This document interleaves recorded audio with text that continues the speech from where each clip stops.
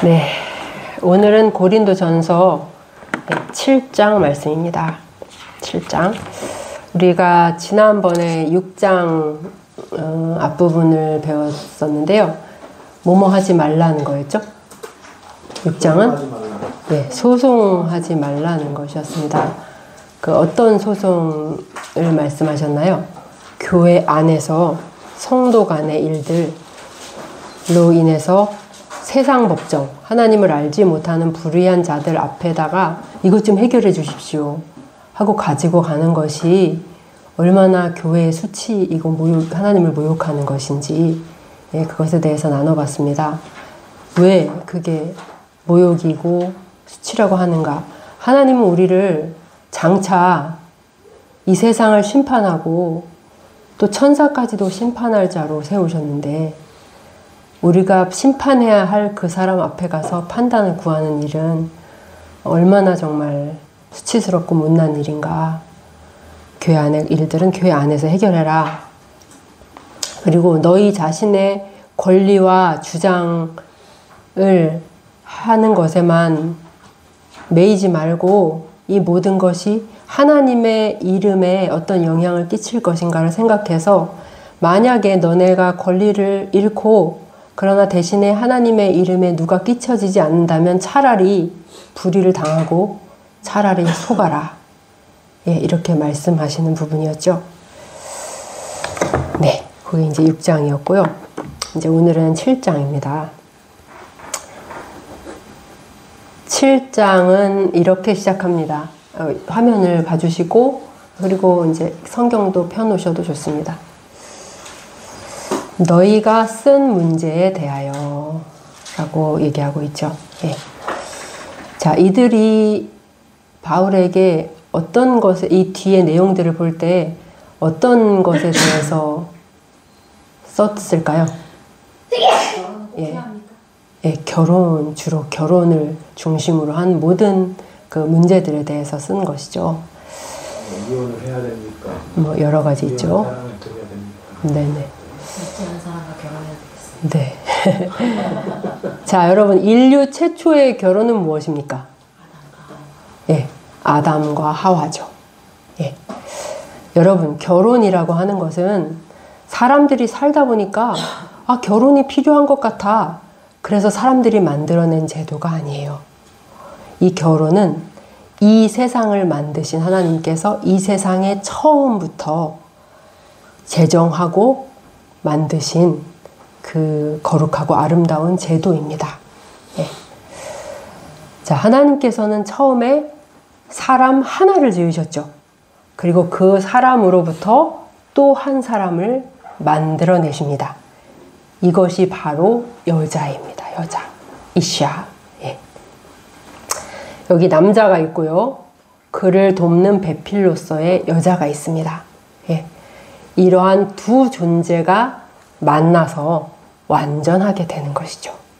이것은 마치 외다리인 사람 두 사람이 만나서 완전한 두 다리를 가지고 걷는 것처럼 이렇게 부부는 서로를 보충해주고 서로를 완전하게 해주며 그리고 서로가 서로를 행복하고 만족하게 해주는 그러한 모습으로 하나님께서 최초에 제정하신 거예요. 이게 바로 부부의 원형이에요. 원형. 그런데 지금 결혼한 부부들의 모습 그리고 우리들의 모습은 어떻습니까?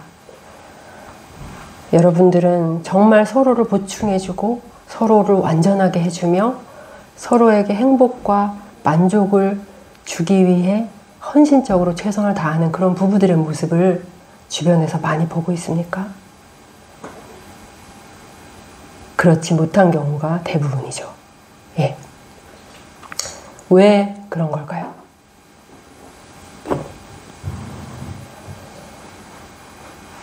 왜 헌신하지 못하냐고? 왜 이런 모습들의 부부가 사라진 것일까요? 그것은 뭐 너무 당연하죠. 죄 때문이죠.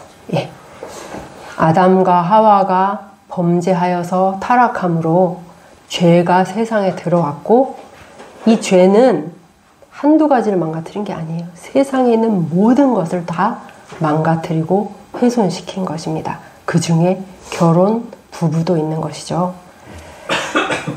그러므로 남녀가 결혼을 하는 것은 타락하기 전에는 전적으로 좋은 일이었어요. 그러나 이제는 부분적으로만 좋은 일이 되었습니다. 결혼은 이제 달콤함과 씁쓸함, 그리고 행복과 불행이 뒤섞인 것이 되어버렸고 아주 많은 고통의 근원지가 되었습니다. 이 결혼은 심지어 하나님의 일을 망치기도 합니다. 어떤 한 분이 선교지에 선교사로 파송이 됐어요. 그런데 부부간에 불화가 커지면서 결국은 아무 일도 하지 못하는 모습들을 본 적도 있습니다. 남편은 하나님 앞에 선교사로 헌신됐는데 아내는 자기의 모든 것을 하나님께 드릴 마음이 없을 때, 그럴 때 안 그래도 힘든 선교지에서 그 선교의 사역을 원활하게 해나갈 수 없다는 것은 어찌 보면 너무나 당연한 일이겠죠. 그래서 그냥 중간에 아내가 돌아오기도 하고 사역이 중단되기도 하고 이런 일이 벌어지는 것입니다. 그렇다면 하나님께 헌신된 자들은 결혼을 안 하는 게 좋지 않을까요? 우리는 결혼에 대해서 어떻게 생각해야 하는가? 생겨난 지 얼마 안 된 이 고린도 교회에도 결혼과 관련된 이런 많은 질문들과 고민들이 있었던 것 같아요. 결혼을 해야 되나? 말아야 되나? 교회 안에는 아주 많은 은사를 받아서 하나님 일에 너무 바쁜 자매들이 있었어요. 이들에게 결혼은 선택지가 아니었어요. 이들은 하나님께 완전히 헌신하려면 독신으로 사는 게 좋다. 그리고 독신이 더 거룩한 것이고 더 하나님 기뻐하시는 것이야. 이렇게 이야기하게 됐어요. 또 어떤 형제들은 한 사람에게 꼭 그렇게 매여서 살아야 되나? 이런 생각 때문에 그 결혼을 도외시하기도 했습니다. 또 어떤 사람들은 영지주의 아시죠? 예, 영지주의라는 이단 사상에 얽매여서, 자, 영지주의는 어떤 것이죠? 예, 영과 육을 완전히 분리해서 생각하죠. 이 사람들은 영적인 건 다 선하고 거룩하고 좋은 거예요. 그러나 육체적인 것은 다 악하고 더러운 것입니다. 그래서 이 영지주의 사상에 영향을 받은 사람들은 결혼을 했음에도 불구하고 부부관계는 더러운 것이야. 이렇게 생각하면서 부부관계를 거부하는 그런 일들도 있었던 것 같습니다. 교회는 그야말로 결혼과 관련된 여러 생각들로 혼선을 빚고 있었습니다. 그래서 이들은 바울에게 편지를 쓴 것이죠. 사도 바울, 결혼입니까? 독신입니까? 그리고 독신이 옳다면 이미 결혼한 자들은, 그리스도인들은 어떻게 해야 되죠? 뭐 이런 식의 질문을 했던 것이죠. 자, 1절부터 한번 보겠습니다. 너희가 쓴 문제에 대하여 말하면, 자, 여기 뭐뭐에 대하여 라고 이렇게 시작되는 것이 고린도전서 7장, 8장, 12장에 걸쳐 있는데요. 이것은 바울이 그들의 질문에 대해서 답을 하는 형식이에요. 예를 들어서 너희가 쓴 문제에 대하여, 또 우상의 제물에 대하여, 신령한 것에 대하여 이렇게 쓰고 있는데요. 이것은 다 바울이 답변을 하는 부분입니다. 아주 많은 것들을 질문하고 조언을 구했던 것 같아요. 자, 1절에 보면 너희가 쓴 문제에 대하여 말하면 이렇게 돼 있는데 원문에는 이 말하면이라는 단어가 없어요. 그러니까 말하자면 너희가 쓴 문제에 대하여, 그 다음에 남자가 여자를 가까이 하지 않는 것이 좋다. 이렇게 돼 있는 거죠. 자, 남자가 여자를 가까이 하지 않는 것이 좋다라는 것은 누구의 말일까요? 누가 한 말일까요? 예, 오랫동안 바울이 한 말로 해석이 되어 왔습니다. 예, 그러나 요즘에는 이것을 그 고린도 교인들이 쓴 편지에 쓴 것을 바울이 인용한 것으로 그렇게 보는 사람들도 많이 있어요. 이게 만약에 바울이 쓴 말이라고 해석을 한다면 이것은 너희가 쓴 문제에 대해서 내가 말하면 남자가 여자를 가까이 안 하는 것이 좋다. 이렇게 되겠죠. 그러나 이것이 인용한 것이라면 너희가 쓴 문제에 대하여, 즉 남자가 여자를 가까이 하지 아니하는 것이 좋다라는 것에 대하여 이렇게 되겠죠. 이해하시겠습니까? 예. 자, 이것이 이렇게 두 갈래로 해석을 할 수 있는 것은 헬라어에는 따옴표가 없대요. 그래서 어떤 사람이 말을 이렇게 적잖아요, 글로. 그러면 이게 직접 화법인지 간접 화법인지를 잘 알 수가 없대요. 이 사람이 직접 한 말인지 누군가가 한 말을 가지고 와서 하는 것인지 모호한 경우가 많다 그러네요. 예, 그런데 여하튼 이것이 바울이 한 말이든 아니면 고린도 교인들이 한 말을 인용한 것이든 그 뒤에 바울이 한 말들을 쭉 따라가 보면 바울이 독신을 좀 선호하는 것 같은 그런 느낌을 우리가 받잖아요. 그러니까 뜻상으로는 별로 달라질 것은 없는 것 같아요. 자, 여기에 가까이 하지 말라라고 되어 있는데 이건 어떤 뜻일까요? 남자가 여자를 가까이 하지 않는 게 좋다. 대차형제님은 어떤 것 같아요? 가까이 하지 말라.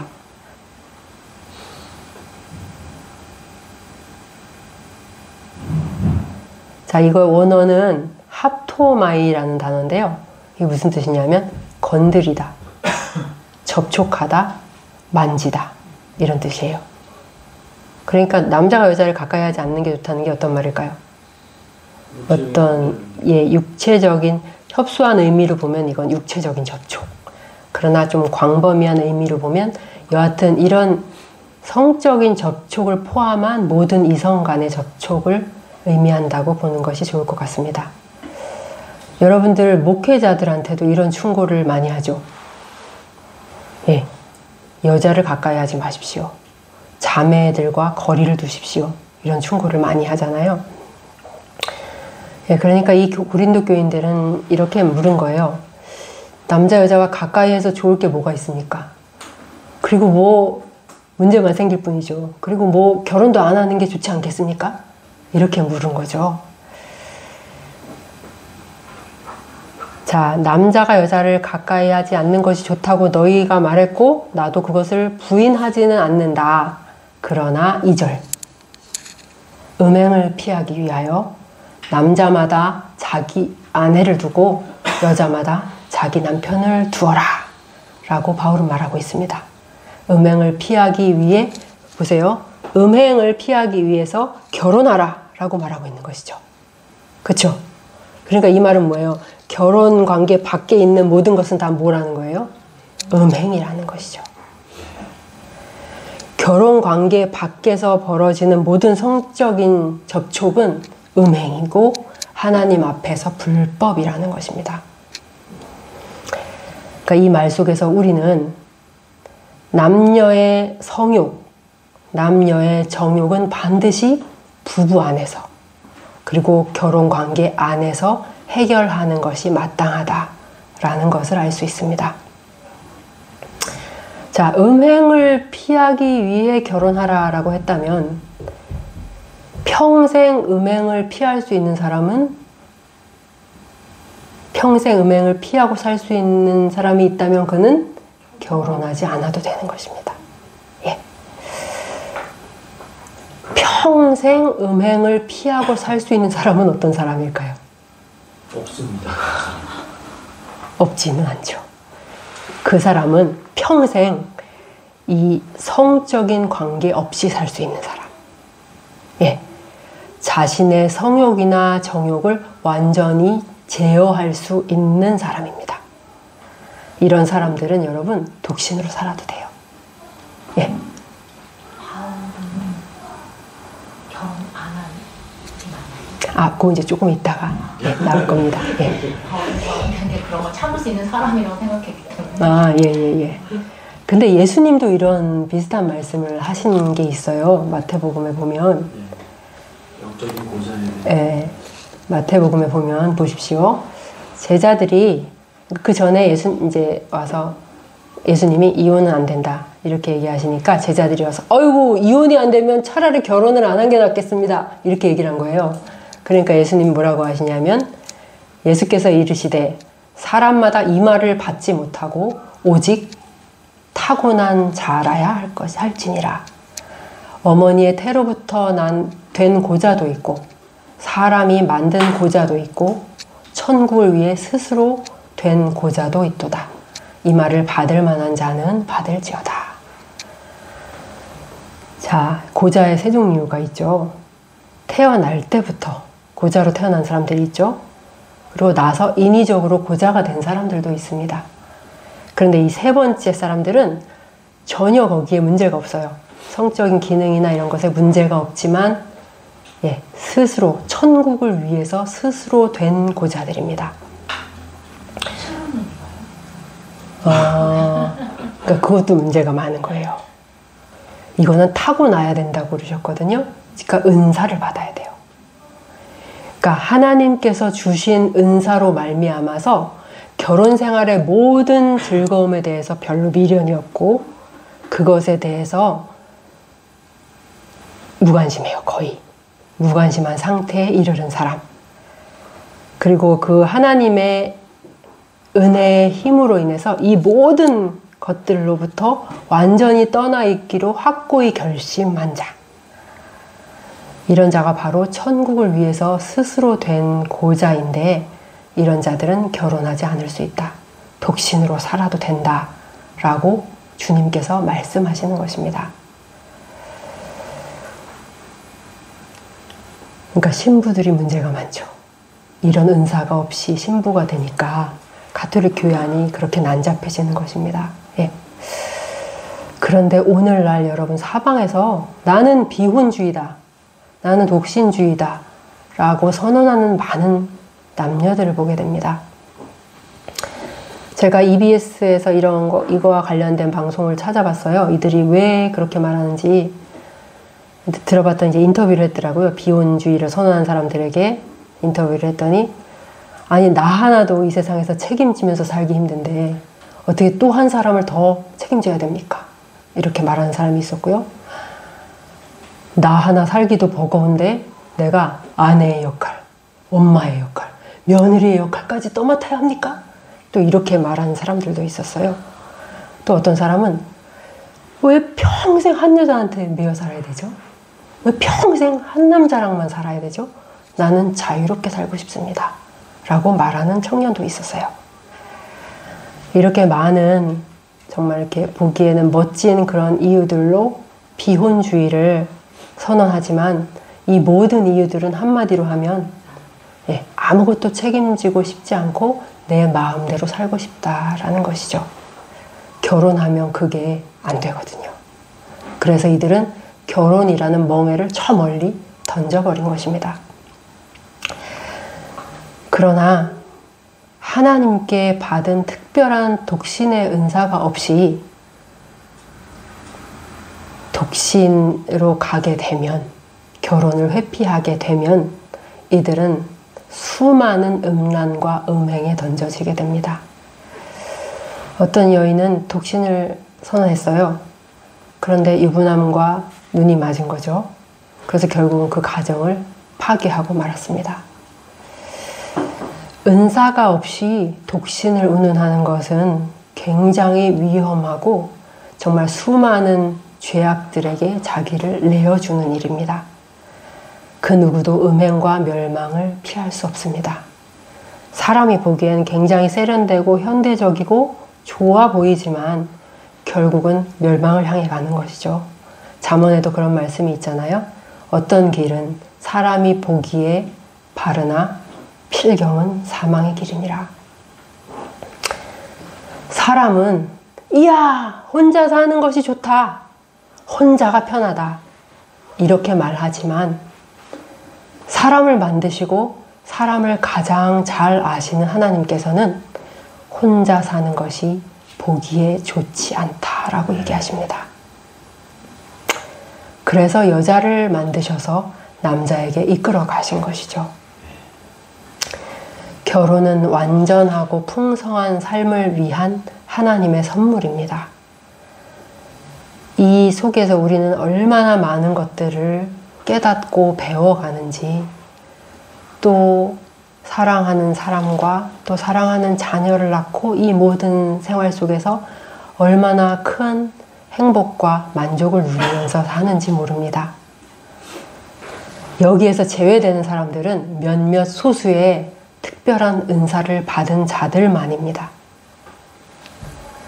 그런데 고린도 교회 안에는 자기 자신에게 이런 은사가 있는지는 살펴보지도 않고 하나님께 내 자신을 몽땅 다 드리겠다고 자신만만하게 독신을 선언하면서 나는 할 일이 많고 또 나는 거룩한 자라서 결혼 따위는 하지 않을 것이라고 이렇게 말하는 주제 넘은 이들이 있었던 것 같습니다. 그리고 영지주의에 깊이 빠져든 사람들은 이런 주장도 했습니다. 결혼한 형제 자매들이요, 육체관계는 더러운 것입니다. 거룩하지 않은 것입니다. 그러니 부부관계를 중단하십시오. 이렇게 외치는 자들도 있었던 것 같아요. 그러나 바울의 조언은 이와는 정반대죠. 바울은 3절에서 이렇게 단호하게 말합니다. 남편은 그 아내에 대한 의무를 다하고 아내도 남편에게 그렇게 해라. 자, 여기서 의무는 무엇을 말하는 것일까요? 부부 서로 간에 광범위한 의무라고 볼 수도 있겠지만 그 앞절에서 음행을 피하기 위해서 결혼하라 라고 이야기한 다음에 언급되는 의무이기 때문에 이것은 부부 관계의 의무를 얘기하는 것입니다. 여기 한번 우리 3절에서 6절까지 다 같이 한번 읽어볼게요. 시작. 남편은 그 아내에 대한 의무를 다하고 아내도 그 남편에게 그렇게 할지라. 아내는 자기 몸을 주장하지 못하고 오직 그 남편이 하며 남편도 그와 같이 자기 몸을 주장하지 못하고 오직 그 아내가 하나니 서로 분방하지 말라. 다만 기도할 틈을 얻기 위하여 합의상 얼마 동안은 하되 다시 합하라. 이는 너희가 절제 못함으로 말미암아 사탄이 너희를 시험하지 못하게 하려 함이라. 그러나 내가 이 말을 함은 허락이요 명령은 아니니라. 남편 되신 여러분, 그리고 아내 되신 여러분, 여러분에게는 부부 관계에 의무가 있다고 성경은 말씀하십니다. 한 신학자는 이렇게 말해요. 부부 사이에 사랑으로 자신을 상대방에게 주어서 상대방이 기쁨을 얻도록 하는 것은 상호간의 아름다운 의무이다. 네. 결혼을 했다면 그 의무를 다하라 라고 사도는 오늘 말하고 있습니다. 그런데 만약 한쪽이 계속해서 거부하고 있다면 다른 배우자는 음행의 유혹에 빠질 우려가 있다는 것입니다. 사도는 4절에서 말하죠. 아내는 자기 몸을 이제는 자기 것이라고 주장하면 안 된다. 주장하지 못한다. 남편도 자기 몸을 자기 것이라고 이제는 주장하지 못한다. 즉 결혼을 했다면 남편의 몸은 남편의 것이 아니고 아내의 몸은 아내의 것이 아니라는 것이에요. 즉 서로 이제는 나뉠 수가 없는 하나의 몸이 되었기 때문입니다. 그러므로 우리는 남편이든 아내든 내 몸 가지고 내가 하는데 뭐가 문제인가 라고 이제는 말할 수가 없다는 것입니다. 사도는 5절에서 말하죠. 그러므로 서로 분방하지 말라. 네. 분방하지 말라는 것은 어떤 뜻일까요? 잠자리를 따라하지 말라. 네. 자, 분방하지 말라는 의미. 이것이 새 번역에는 뭐라고 되어 있냐면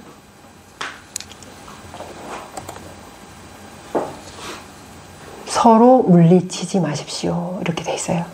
그리고 공동 번역에는 서로 상대방의 요구를 거절하지 마십시오. 라고 되어 있습니다. 예, 분방하지 말라는 말씀에는 이런 의미가 분명히 있죠. 그런데 이 단어에는 훨씬 더 강한 의미가 있어요. 이 분방하다라는 말의 원어는 원래 뜻이 뭐냐 하면 강탈하다, 사취하다라는 뜻이에요. 그러니까 서로 잠을 따로 자거나 서로 계속 물리치거나 하는 것은 남편의 것을 남편에게 주지 않고 빼앗는 행위. 아내의 것을 아내에게 주지 않고 강탈하는 행위와 같다는 것입니다. 그래서 킹 제임스 성경에는 이렇게 돼 있어요. 너희는 서로를 속여 권리를 빼앗지 말라. 이렇게 되어 있습니다. 여러분, 결혼 서약을 하잖아요. 우리가 결혼할 때 이 서약 안에는 이 의무가 다 들어가 있어요. 다 동반되어 있는 것입니다. 그러므로 부부관계를 계속 거부하거나 이것을 소홀히 하는 것은 이 결혼 서약을 충실하게 이행하지 않는 것입니다. 이것은 약속을 해놓고 지키지 않는 것으로서 상대방을 속여서 상대방이 마땅히 가져야 될 것을 취하는 행위입니다. 결혼 속에는 이 모든 의무가 다 동반되어 있기 때문입니다. 바울은 이렇게 말하면서 이제 예외 조항을 두죠. 예, 뭐 어떤 것이 예외 조항입니까? 예, 우리가 살다 보면 어떤 특별한 기도가 필요할 때가 있잖아요. 기도에 집중해야 될 그런 시기가 있을 수 있습니다. 그런 경우에 한해서 바울은 이 부부관계의 의무를 미루는 것을 허용합니다. 자, 그런데 기도를 한다고 해서 나 오늘부터 기도할 거니까 이젠 못해. 딱 이렇게 말할 수가 없는 것은 여기 뭐라고 되어 있나요? 기도할 틈을 얻기 위하여 합의상. 이게 자기 마음대로 결정할 수 있는 것도 아니에요. 합의가 있어야 돼요. 배우자와. 배우자의 동의를 구해야 돼요. 예, 그렇게 해서 합의가 될 때 할 수 있다라고 이야기하고 있습니다. 그리고 이것도 6절에 보면 이것은 허락이지 명령은 아니다 이렇게 얘기하잖아요. 그러니까 즉 기도할 때는 무조건 분방해라 라는 명령이 아니라 그렇게 할 수 있다는 것입니다. 선택할 수 있다는 것입니다. 합의상 그리고 얼마 동안은, 자, 이 얼마 동안이라는 기간은 긴 기간을 얘기하는 게 아니라 짧고 일정한 기간을 이야기하는 것입니다. 정해진 짧은 시간 동안에 이것을 미루고 그 기도가 다 끝나면 곧바로 다시 합하라 라고 사도는 말하고 있습니다. 왜 이렇게 말하고 있는 것일까요? 네. 그렇죠. 여러분, 정상적인 성욕이 있는 사람이 부부관계를 오랫동안 할 수가 없어요. 그런데 이제 이 정욕이 절제할 수 없는 단계에 다다랐어요. 그러면 어떤 일이 벌어질까요? 예, 사탄이 그 틈을 비집고 들어와서 시험할 것입니다. 그러면 그 사람은 이 성욕을 해소하기 위해서 아내나 남편을 거부하니까 이 아내나 남편이 아닌 다른 곳에서 그것이 뭐 음란 동영상이든 어떤 업소든 이러한 어두운 곳을 찾아서 거기서 해결하려고 하게 될 것입니다. 그러므로 이렇게 긴 기간 동안에 이 부부관계의 의무를 저버리는 것은 상대 배우자를 내가 음행으로 내모는 행위와 같습니다. 사도는 그런 일이 있어서는 안 된다. 부부는 자신의 의무를 충실히 이행하여서 사탄이 시험하지 못하도록 하라 라고 말하고 있습니다. 곧바로 다시 합하라 라고 이야기하고 있는 것이죠. 예, 다음으로 우리가 7절을 보겠습니다. 그런데 7절에서 바울은 이렇게 말합니다. 나는 모든 사람이 나와 같기를 원하노라. 나와 같기를 원하노라. 어떤 뜻일까요? 나처럼 혼자 살아라 라고 얘기하는 거예요, 바울이. 예. 자, 아까 경화자매님이 바울은 결혼을 했나요? 어쨌나요? 그 부분을 물으셨는데 이것도 이제 두 가지 의견이 있어요. 바울은 랍비였습니다. 예. 근데 랍비들은 다 결혼을 하게 돼 있어요. 그래서 바울도 분명히 결혼을 했고 아내가 있었을 것이다. 그러나 바울이 그리스도인으로 전향한 후에 아마 아내가 바울을 버리고 떠났을 것이다. 이렇게 얘기하는 사람들이 있고요. 아니다. 바울은 평생 혼자 살았다. 또 이렇게 말하는 사람들이 있습니다. 그런데 뭐 그게 이렇게 중요한 영향을 끼치는 것 같진 않습니다. 예, 그러나 공통적으로 우리가 알 수 있는 것은 지금 현재 바울은 독신으로 혼자 살고 있다는 것이죠. 그리고 바울은 우리에게 나처럼 혼자 살아라 라고 얘기하고 있는 것입니다. 우리는 이미 다 늦은 사람들이 많죠. 아직 두 사람은 가능성이 있지만, 네. 우리는 뭐 이제 돌릴 수 없지만, 예, 되돌릴 수 없지만, 그런데 하나님의 일에 자신을 정말 전적으로 드린 사람에게는 독신이 여러모로 유익합니다. 예, 일단 결혼으로 인해서 생기는 수많은 고민거리, 걱정거리들이 있고 관계들이 생기고 또 수많은 여러 가지 일들에 덜 얽매이게 되죠. 독신으로 있으면. 그리고 생각과 시간의 여유들이 많아지기 때문에 더 나은 일들을 위해서 더 많은 일들을 할 수 있습니다. 결혼한 사람들이 어떻게 내 아내를 기쁘게 해줄까? 꽃을 하나 사도 장미를 좋아하나? 백합을 좋아하나?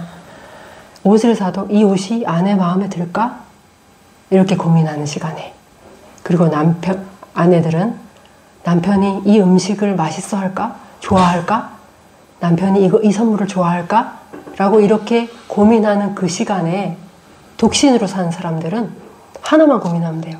내가 어찌하여야 주를 기쁘시게 할까? 그리고 이 일에 전념할 수가 있는 것입니다. 천국을 위해서 더 많이 봉사할 수가 있는 것이죠. 여러분, 만약 바울에게 아내와 자녀들이 있었다면 어땠을까요? 바울이 그렇게 먼 거리를 다니면서 이곳저곳에서 그러한 순회 사역을 해야 되는데 이것들을 마음껏 할 수 있었을까요? 아니요. 아마 많은 제약들이 있었을 것입니다. 바울과 달리 베드로는 아내가 있었죠. 우리가 그걸 어떻게 알 수 있죠? 예, 복음서에 보면 베드로의 장모가 열병을 앓고 주님이 고쳐주신 그런 이야기가 있잖아요. 아마 이방인의 사도로 하나님께서 바울을 부르신 것이 베드로가 아니라 또 이 일과 전혀 무관하지는 않겠다, 이런 생각도 드네요. 바울은요, 평생 아내 없이, 평생 성관계의 욕구가 없이, 그리고 평생 결혼에 대한 미련이 없이 살 수 있도록 부르심을 받았고, 그로 인해서 많은 일들을 할 수 있었습니다.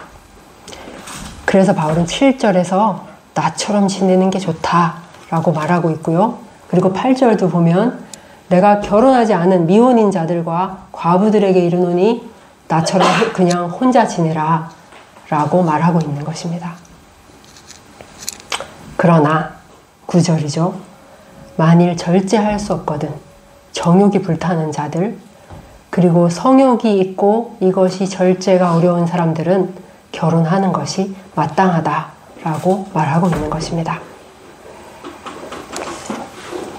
예, 이제 10절부터는 우리들 결혼한 자들에게 말하고 있는데요.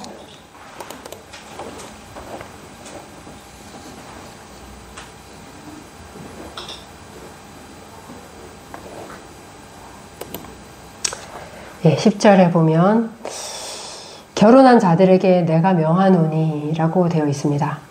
자, 여기서 결혼한 자들은 어떤 부류를 말하는 것일까요? 12절을 보면 그 나머지 사람들에게 내가 말하는데 라고 할 때 그 나머지 사람들이 누구냐 하면 한쪽은 신자고 한쪽은 비신자인 부부들이에요. 그렇기 때문에 그 10절, 11절은 그리스도인 부부들에게 말한다 라고 보는 것이 더 타당할 것 같아요. 그러나 그렇지 않은 자들에게도 같이 해당된다고 봐도 무방한 그런 구절입니다. 결혼한 자들에게 내가 명하노니 명하는 자는 내가 아니요 주시라. 여자는 결혼했으면 여자는 남편에게서 갈라서지 말고, 만일 갈라섰으면 그대로 지내든지 다시 그 남편과 화합하든지 하라. 그리고 남편도 아내를 버리지 말라. 기혼한 신자 부부들에게 바울이 주는 권면은 무엇입니까? 갈라서지 말라. 즉 이혼해서는 안 된다라는 것입니다. 이건 권면이 아니라 주님의 명령이다. 예, 여기서 바울은 이렇게 말하죠. 명하는 자는 내가 아니요 주시라. 자, 이 말씀은 분명하게 이것을 명령한 적시된 주님의 명령이 있다는 것입니다. 실제 있어요. 복음서에 보면. 뒤에 이제 잠시 뒤에 우리가 볼 건데 마태복음하고 마가복음에 이것에 대한 말씀이 있거든요. 네, 이혼하지 말라. 이것이 주님의 말씀입니다.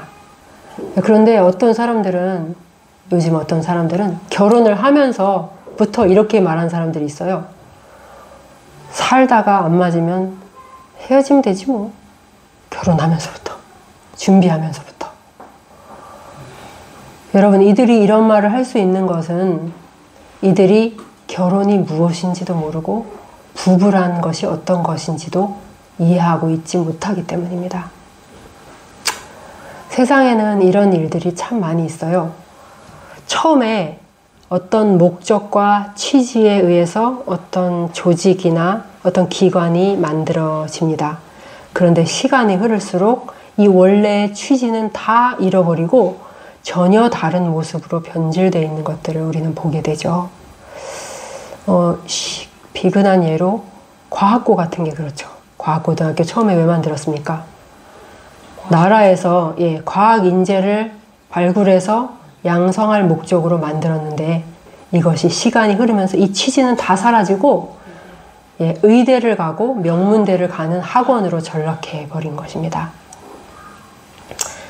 자, 이렇게 과학고가 이렇게 됐을 때 사람들이 던져야 될 질문은 무엇입니까? 과학고란 무엇인가? 그렇죠? 왜 생겨났는가? 무엇을 위해 존재하는가라는 질문을 던져야 돼요. 그죠? 마찬가지예요. 우리의 삶에서 어떤 문제가 생기고 우리가 방향을 잃었을 때 우리가 던져야 할 질문들은 다시 맨 처음으로 돌아가는 것입니다.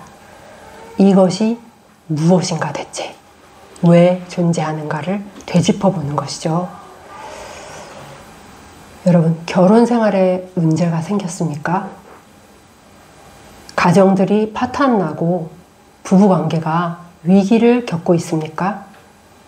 그렇다면 우리는 결혼이라는 제도를 처음 만드신 하나님께 가서 그분이 결혼에 대해서 무엇라고 얘기하시는지, 부부란 어떤 존재라고 얘기하시는 것인지를 다시 들어보아야 하는 것입니다. 그렇죠?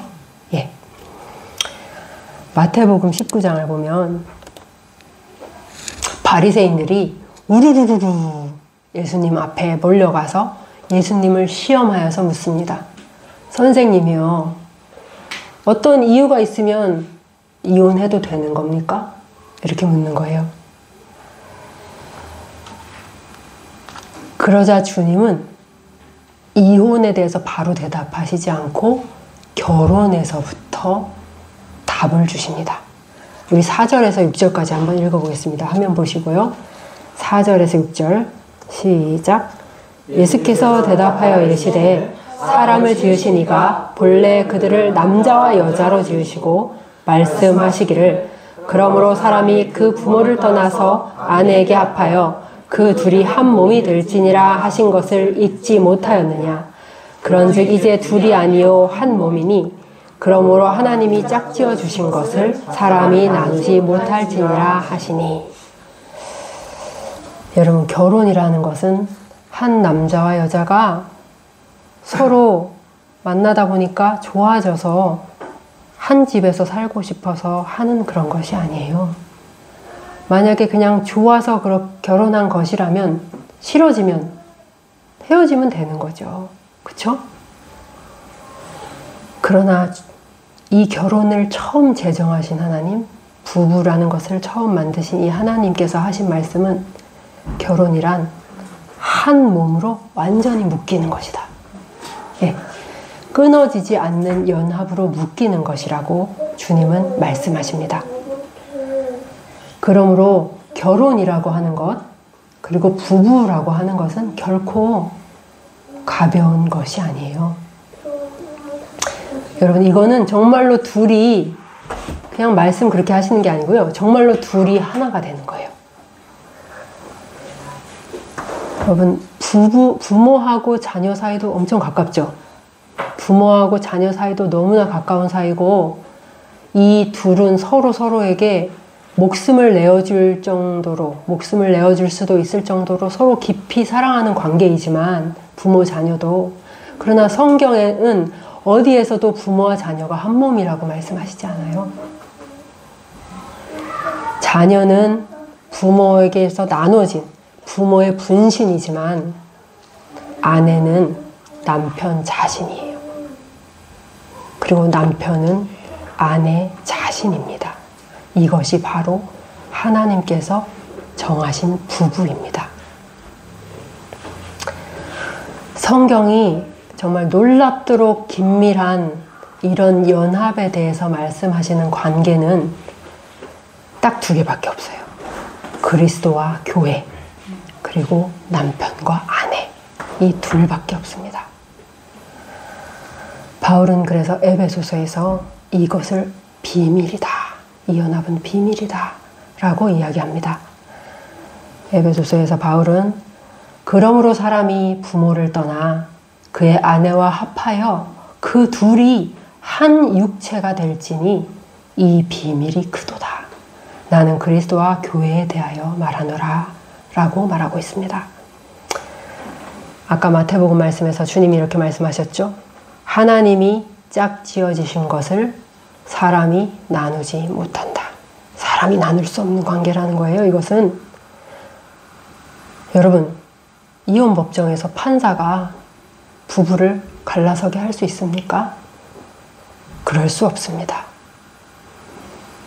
결혼한 부부가 하나님 앞에서 합당한 이유가 아닌 다른 이유로 이혼을 했다면 그들은 자신들이 이혼했다, 갈라섰다 이렇게 여기고 있는지 모르지만 하나님 앞에서 그들은 여전히 부부입니다.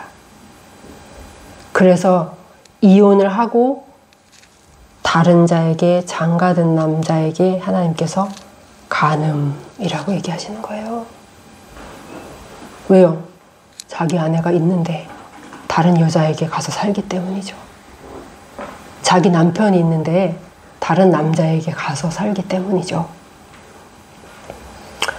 아까 마태복음에서 이렇게 말씀하시잖아요. 내가 너희에게 말하노니 누구든지 음행한 이유 외에 아내를 버리고 즉 이혼하고 다른 데 재혼하는 자는 간음함이니라.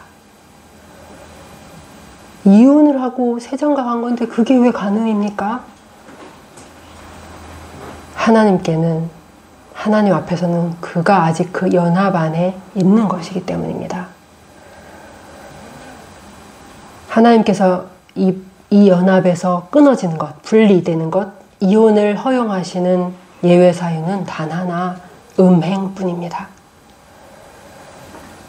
음행은요, 이 결합을 끊는 행위예요. 다른 자에게, 남편이나 아내가 아닌 다른 자에게 가서 몸을 섞는 것 자체가 이미 하나 된 것을 끊는 행위라고 주님은 말씀하시는 것입니다. 그러므로 음행은 결혼으로 맺어진 모든 것을 다 끊는 행위입니다. 그래서 이것을 갈라서는 이유로 허용하시는 것이죠.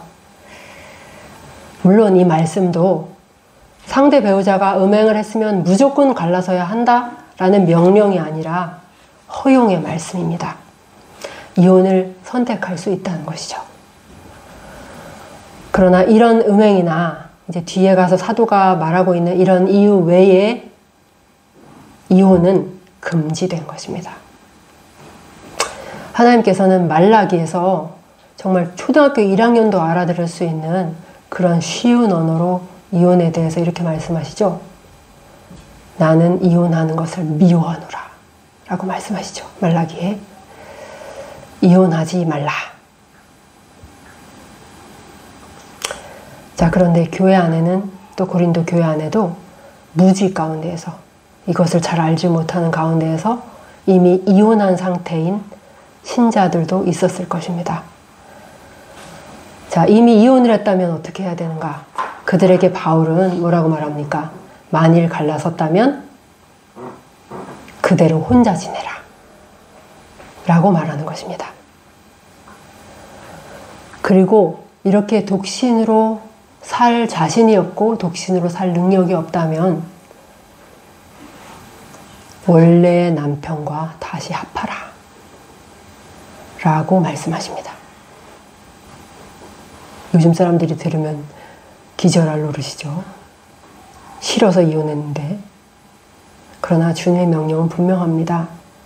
만일 갈라섰다면, 그리스도인 부부들에게 만일 갈라섰다면 다시 혼자 살든지 아니면 다시 그 원 남편과 합하라. 쉽지 않은 일이겠지만 이것은 사도의 분명한 권고입니다. 예, 그 다음으로 우리 12절로 가보겠습니다. 이제 12절부터는 사도는 그 나머지 사람들에게 내가 말한다 라고 말하는데, 그 뒤에 보니까 이 나머지 사람들이 어떤 사람들이냐, 어떤 형제에게 믿지 아니하는 아내가 있어, 그리고 어떤 여자에게 믿지 않는 남편이 있어 라고 하는 거 보니까 비신자와 결혼한 신자, 이 부부에 대해서 얘기하는 것이죠. 이 신자들에게. 비신자와 결혼한 신자라는 게 있을 수 있습니까? 여러분, 그리스도인이 믿지 않는 자와 결혼할 수 있습니까? 결혼 후에 한쪽만 믿게 됩니다. 여러분, 먼저 우리가 알아야 될 것은 그리스도인은 비그리스도인과 결코 결혼해서는 안 된다는 것입니다. 성경은 우리에게 믿는 자와 믿지 않는 자가 함께 멍에를 맬 수 없다라고 분명하게 말씀하십니다.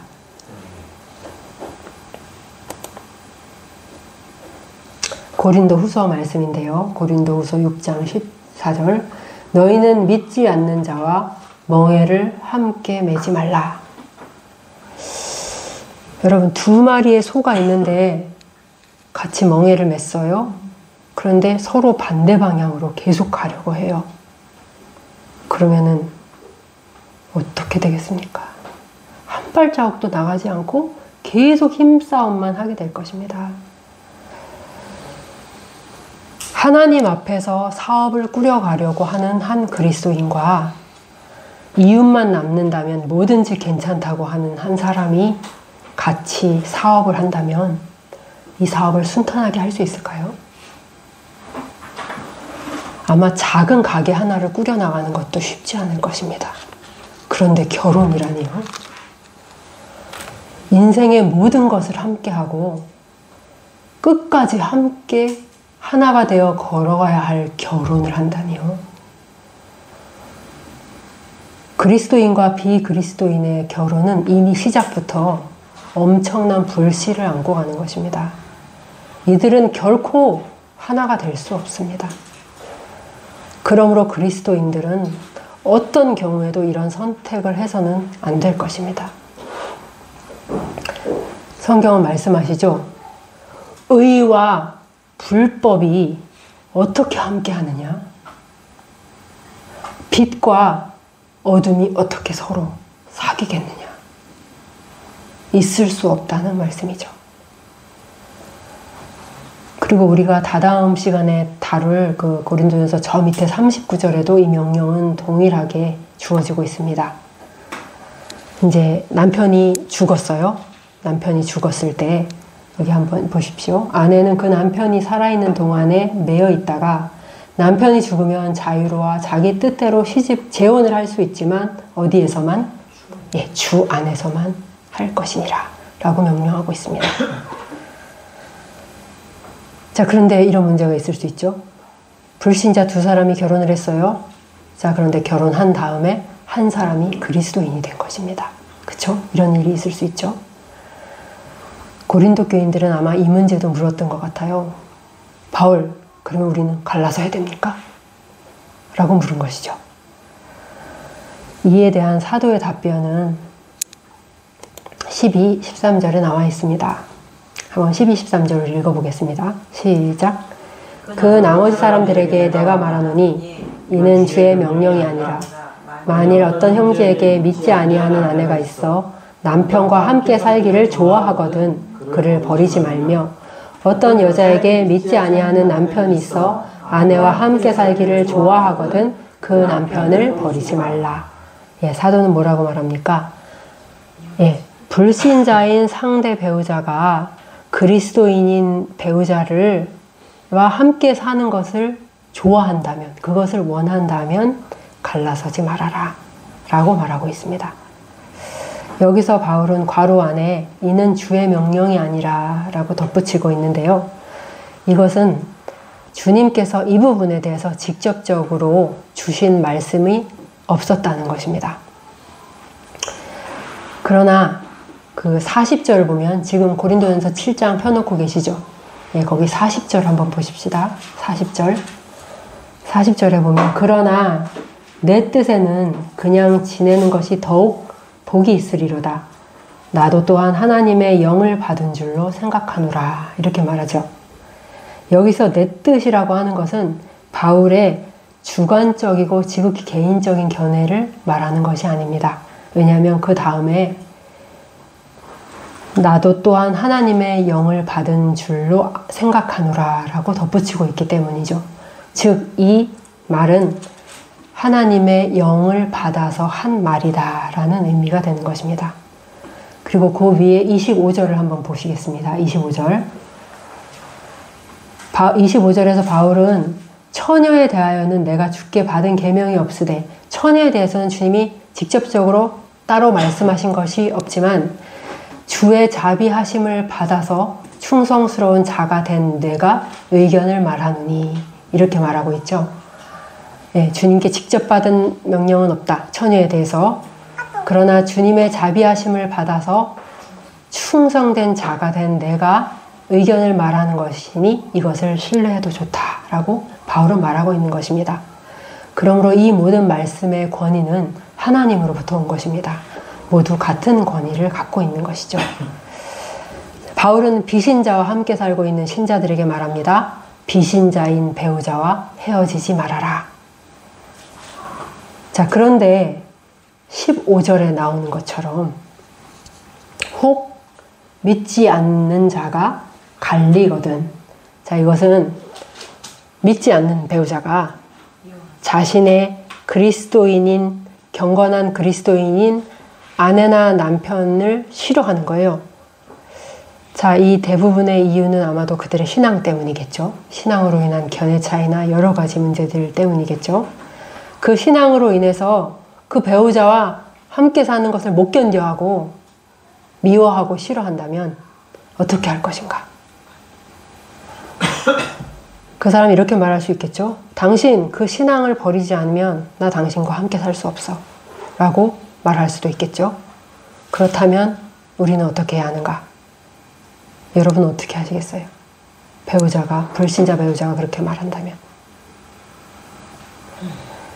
그럴 경우에, 그렇게까지 나오는 불신자 배우자에게 그 배우자를 만족시킬 수 있는 유일한 방법은 우리가 신앙을 버리는 것 뿐이에요. 그렇죠? 그렇기 때문에 그리스도인인 아내나 그리스도인인 남편이 이 결혼 관계를 유지하기 위해서 할 수 있는 일은 아무것도 없게 됩니다. 신앙을 지킬 것인가? 이 결혼 관계를 지킬 것인가? 이 둘 중에 하나만 선택해야 되는 그런 막다른 골목에 몰리게 된다면, 그래서 결국 당연히 신앙을 선택하고 상대방에게서 함께 살 수 없다는 말을 듣는다면 어떻게 해야 될 것인가? 사도는 15절에서 이렇게 말하죠. 만약 그렇다면 갈라서도 된다. 이런 일에 대해서 아무 염려하지 말아라. 형제나 자매나 이런 일에 전혀 구애될 것이 없다. 구애될 것이 없다라는 말은 이제 부부 관계 안에 있는 모든 것에서부터 해방된다는 뜻이에요. 다른 번역본에는 이렇게 돼 있어요. 서로 이제는 얽매일 것이 없습니다. 또 다른 번역본에는 이제는 아무런 속박도 받지 않습니다. 이렇게 돼 있어요. 이럴 경우에 여러분, 이혼하는 것은 하나님 앞에서 지극히 합법입니다. 이혼할 수 있습니다. 구애될 것이 없습니다. 네, 안심하셔도 됩니다. 네. 자, 그러나 바울은 그 뒤에 또 한마디를 덧붙이고 있죠. 그러나 하나님은 화평 중에서 너희를 부르셨느니라. 이 말은 무슨 뜻일까요? 자, 그리스도인은 화평으로 부르심 받은 자들이에요. 화목하게 하는 자들로 부르심 받은 자들입니다. 그런 자들로서 너는 최선을 다하였는가 하는 것은 반드시 돌아봐야 된다는 것이에요.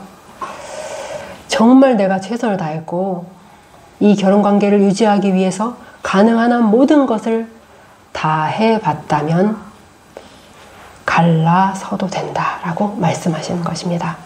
그러나 이 말에는 그러나라고 하는 것에는 전제가 우리가 이 결혼 생활을 유지하고 영위하기 위해 가능한 모든 것을 다 동원해서 최선을 다해 노력하는 것이 전제가 되어 있어야 되는 것입니다. 자, 14절 초록색으로 되어 있는 부분하고 16절 초록색으로 되어 있는 부분을 한번 보시겠습니다. 불신자, 믿지 않는 배우자하고 함께 사는 것이 너무나 어려운 일이긴 하지만 그들을 버리지 말라고 하시는 이유가 여기에 적혀 있습니다. 먼저 14절입니다.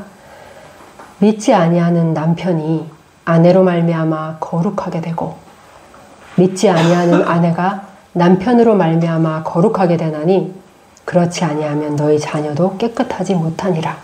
그러나 이제 거룩하니라. 믿지 않는 남편이 믿는 아내로 말미암아 거룩하게 된다?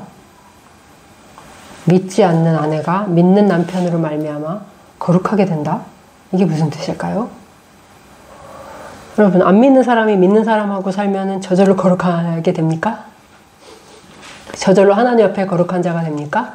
하나님 앞에 거룩은 오직 예수 그리스도를 주로 믿는 믿음으로만 되는 것이잖아요. 그렇기 때문에 여기서 이 거룩은 구원의 측면에서의 거룩이 아닙니다. 그것이 아니라는 것을 알 수 있죠. 그러나 한번 여러분 생각해 봅시다. 정말로 경건한 아내, 하나님 앞에서 정말로 경건한 남편과 함께 사는 불신자 배우자에게는 어떤 일이 벌어질까요? 우리는 정말로 하나님 앞에 서 있는 자의 주변에서 어떤 일이 벌어지는가를 많이 보고 경험하게 됩니다. 그 사람의 거룩함이, 그 사람의 경건함이 얼마나 큰 영향력을 미치는지를 보게 되는 것이죠. 여러분, 우리는 고린도전서 5장에서 이런 말씀을 들은 바가 있습니다. 교회 안에 그 음행한 자를 내쫓으라. 적은 누룩이 온 덩이를 부패시키는 것을 너희는 알지 못하느냐. 자, 이거는 무슨 말씀입니까? 작은 부정함이 많은 이들에게 영향을 끼쳐서 그들을 다 부정하게 만들 수 있다는 것이죠. 예. 이런 일들은 사실 굉장히 많이 일어나죠. 불신자와 결혼한 교회 다니는 아내, 불신자와 결혼한 교회 다니는 남편이 시간이 흐름에 따라서 점점 신앙을 등지고 세상으로 함께 가는 것을 우리는 많이 보게 되죠. 그렇죠? 그런데 불신자와 신자가 만났을 때 이런 일만 벌어지는 것은 아닙니다. 정반대의 일도 벌어질 수 있어요. 부정한 자의 부정함보다 거룩한 자의 거룩함의 힘이 더 셀 때, 그의 거룩함은 상대의 부정함을 누그러뜨리고 그 상대방에게 영향을 끼치고 상대방을 크게 변화시킨다는 것입니다. 부정함만 전염되는 것이 아닙니다, 여러분. 거룩함도 전염돼요.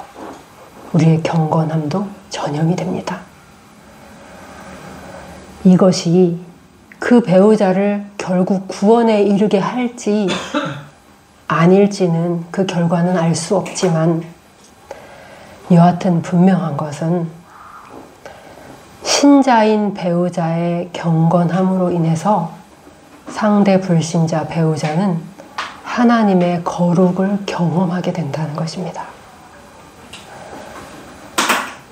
믿지 않는 배우자는 믿는 아내나 믿는 남편의 아내 내조하시는 성령의 역사를 가장 가까운 곳에서 보고 경험하게 돼요.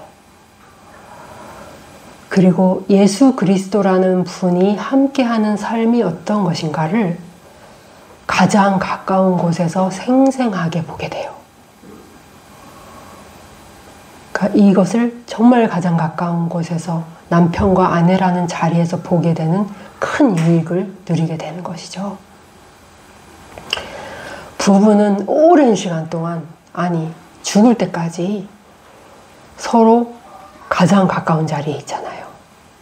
그렇기 때문에 그리스도인의 그 의로운 행실과 경건한 삶과 그 깊은 사랑은 가장 가까운 곳에 있는 그에게 엄청난 영향을 미치게 되는 것입니다.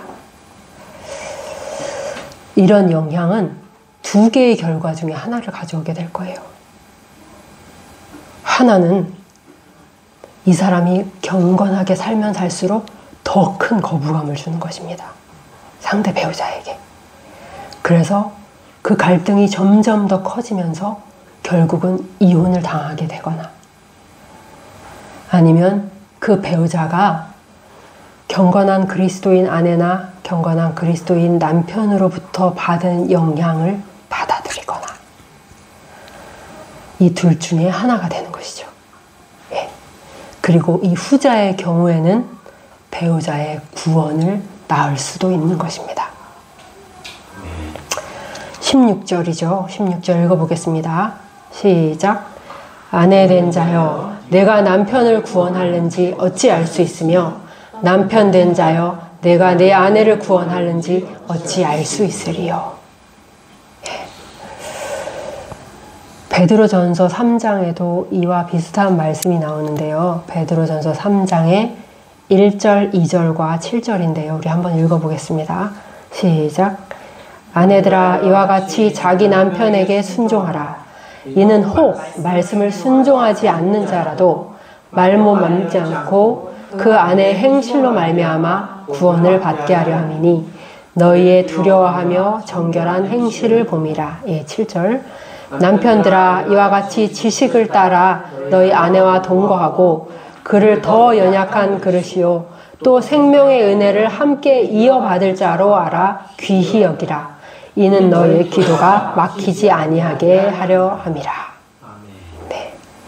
바울은 이런 영향이 아주 가장 가까운 남편에게도 미치지 못한다면 자녀에게 미치겠습니까?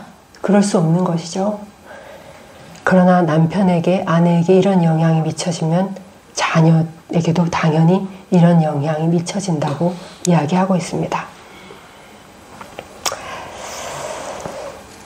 믿는 자의 경건과 거룩한 행실은 비신자인 배우자에게 영향을 끼쳐서 그 사람을, 지금은 믿지 않지만 그 사람을 계속해서 거룩의 영향권 안으로, 구원의 영향권 안으로 계속 초대하는 것이 사실입니다. 예. 우리 가운데도 믿지 않는 남편을 두신 분들이 많이 있죠. 우리는 그들에게 어떤 영향을 미치고 있는가? 우리는 그들을 어디로 초대하고 있는가? 저는 사실 비신자와 살고 있지는 않기 때문에 하나님을 알지 못하고 믿지 않는 불신자 배우자와 사는 삶이 얼마나 힘들고 어려운지 잘 알지 못해요. 그러나 분명히 어려운 일이라는 것은 알고 있습니다. 정말 엄청난 갈등과 고난과 어려움이 그들에게 첩첩산중으로 기다리고 있을 것입니다. 잘 안 될 수도 있고 결국 헤어져야 할 순간이 올 수도 있어요. 그러나 동시에 그리스도인 배우자의 구별된 경건함은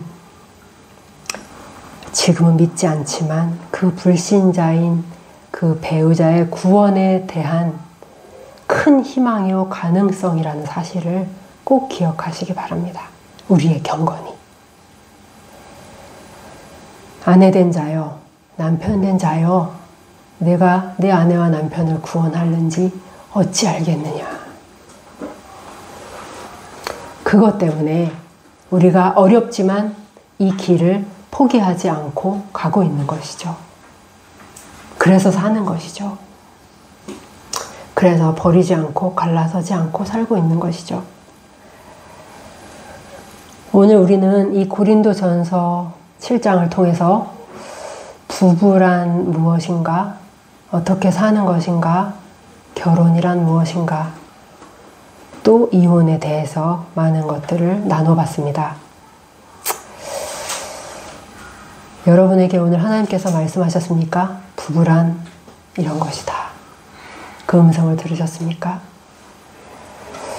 우리는 그 하나님 앞에서, 나의 하나님 앞에서 어떻게 아내로서 남편으로서의 나의 의무를 감당하고 있으며 또 서로를 깊이 존중하고 이해하고 사랑하고 있는가? 나는 겸손과 온유로 나의 하나님께서 짝지어 주신 나의 배우자를 대하고 있는가? 나의 죄와 허물에도 불구하고 그리스도께서는 저 하늘에서 갈보리 십자가까지 낮아지셨는데, 그리고 나를 위해 자신을 다 주셨는데 나는 지금의 모습 그대로 그 주님 앞에 떳떳하게 설 수 있는가? 지금 남편을 대하는 내 태도와 나의 상태, 그리고 지금 아내를 대하는 나의 태도와 나의 상태 그대로 주님 앞에 정직하게 설 수 있겠는가? 만약에 여러분이 그렇습니다 라고 말할 수 있다면 여러분은 아주 잘하고 있는 것입니다. 더 드릴 말씀이 없습니다. 그러나 여러분이 하나님이 보시기에 나의 태도와 나의 어떤 면에서 책망하고 있으신 부분이 있다고 느껴지시는 부분이 있다면 그것을 바로 잡으시기 바랍니다. 남편의 구원을 위해, 그리고 남편이 믿고 있다면 그 남편이 하나님께 더 가까이 나아갈 수 있도록 하기 위해 허용하시는 모든 한도 안에서 최선을 다하시기 바랍니다. 그러면 우리가 이 세상에서 어떻게 고통을 당하든지 간에 하늘에서 받을 우리의 상이 심히 클 것입니다. 네, 이상 고린도전서 7장 말씀 마치겠습니다. 잠깐 눈을 감고 기도하시겠습니다.